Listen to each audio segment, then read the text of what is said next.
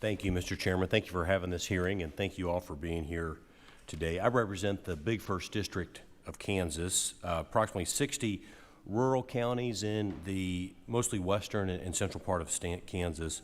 Farmers, ranchers, and ag producers are the original conservationists. Their livelihoods always depend on the health and sustainability of the land that they work, knowing that stewardship today ensures productivity tomorrow.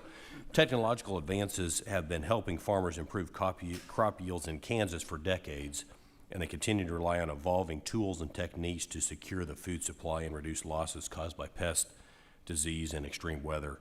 As these challenges continue to evolve, it's essential that our farmers, ranchers, and producers have access to the tools and innovations necessary to ensure a successful crop today and for many seasons to come, so they can do what they do best, which we all know is to feed, fuel, and clothe the world.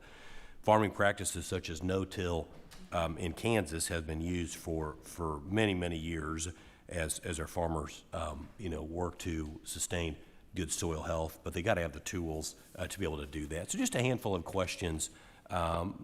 First for you, Mr. Abbott.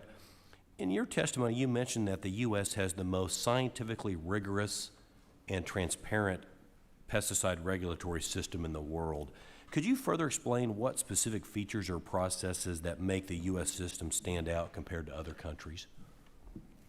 Well, first, the rigorous testing that goes through and the submission and the review process, you go to different countries, and I can't speak for every country. I know PREA, it seems like it takes, excuse me, not PREA, but PMRA up in Canada, it will take years and several millions and millions of dollars to get things registered there.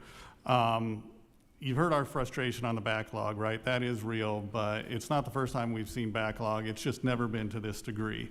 So I would say we really have one of the gold standards, if you will. It's just a matter of adequately funding the staffing there to get things through.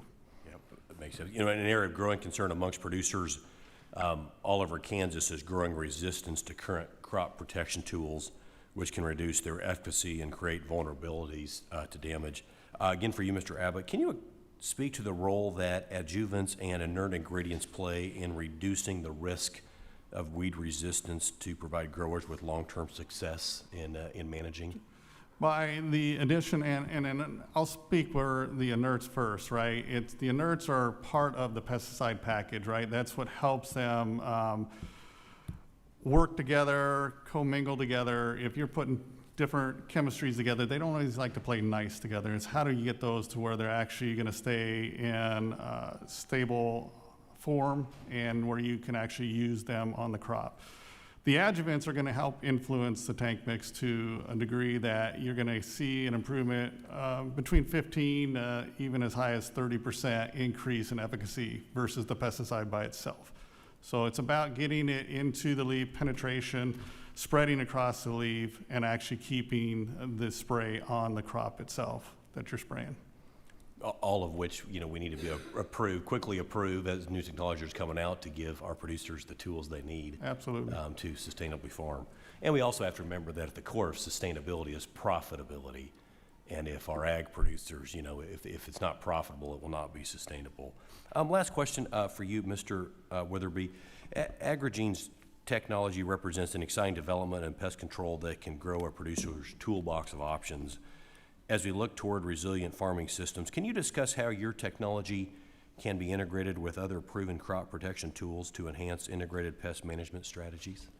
Yeah, I think we all know by now that there's no real silver bullet. So the more tools that you can have so that you can do rotations, so that you can apply different chemistries or different products, et cetera, gives the growers different opportunities to do this. And particularly with changes in climate, changes in the way pests are acted, they need these other tools and other options, mechanism of actions, in order to really fight and protect their crop and protect their current season. So just having more tools in the toolbox, and then having, as we've all learned, the growers are smartest people out there. They know how to take care of their crops and to bring it to market.